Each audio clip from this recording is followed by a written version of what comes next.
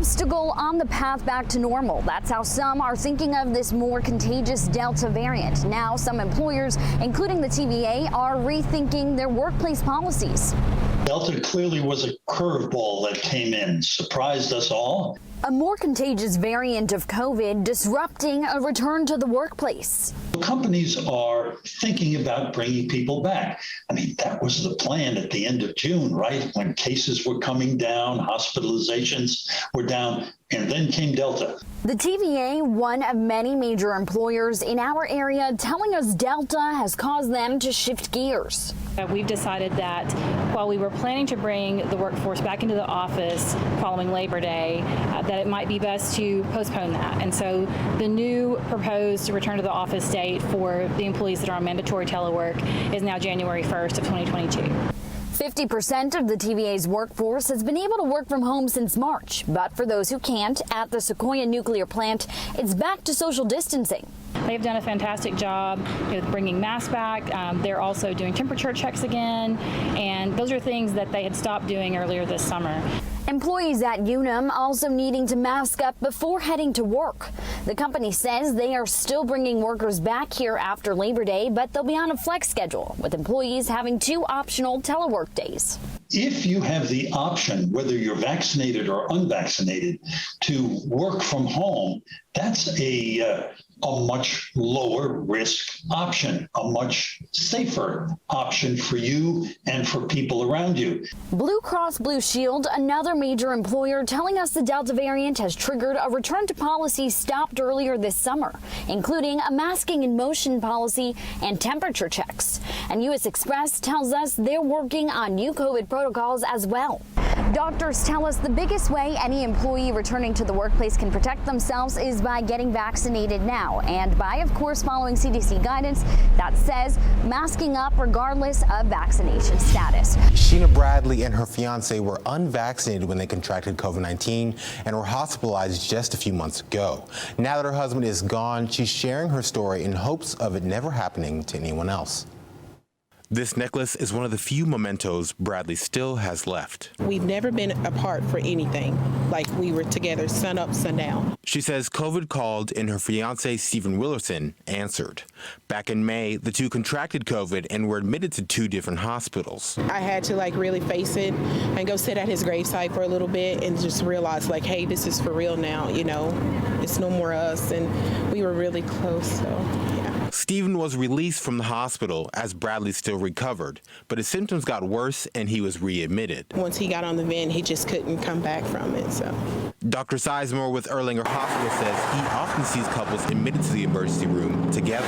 Especially if you're unvaccinated, if you live with someone who gets the Delta variant, you're going to get it too. Sizemore adds oftentimes when couples notice COVID-19 symptoms, it's too late, and says you should be especially worried if you have an underlying condition. And then once you get infected, you're at risk for a more severe course that could lead to hospitalization and death, especially if you have underlying risk factors.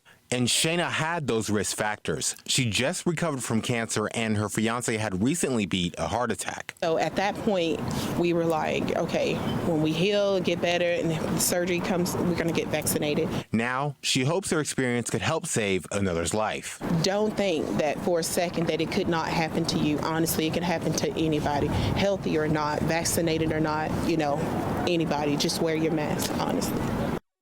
Dr. Sizemore says once you contract COVID-19, some people could be infectious for up to 48 hours until they start noticing their symptoms.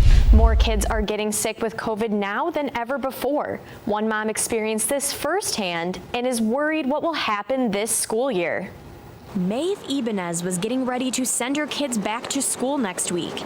Then plans changed. My husband got it first. He tested positive earlier this week. My youngest son tested positive the next day. Her 19, 16, and 12-year-old got COVID, which she didn't see coming. I didn't think they would get it. If they did get it, I didn't think it was going to be that bad. The Tennessee Department of Health reported 293 new COVID cases in the last 2 weeks for those ages 5 to 18. And Vanderbilt's Dr. Banerjee says this has been a trend all over the state state, not just in Hamilton County. We are seeing an increase in the number of children, school-age children and adolescents who are infected with COVID. While Tennessee has one of the highest COVID-19 rates among children in the country, Dr. Banerjee says it could get even worse. We are probably a couple of weeks behind our neighboring states, and so I anticipate we're probably going to see even more of a surge in COVID infections and hospitalizations in weeks to come. Maeve doesn't know when her kids will be able to attend school in person,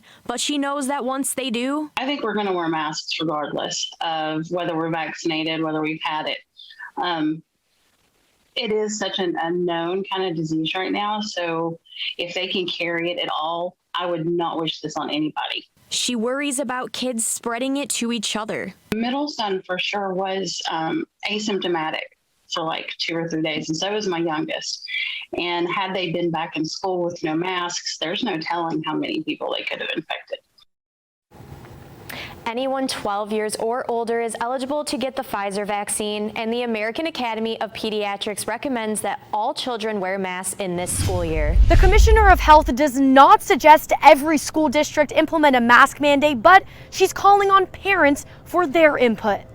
Let me tell you what I mean by that. The state's top health leader, Dr. Lisa Piercey, believes parents and school districts should be the decision makers. A parent has a choice to make that decision for his or her own child.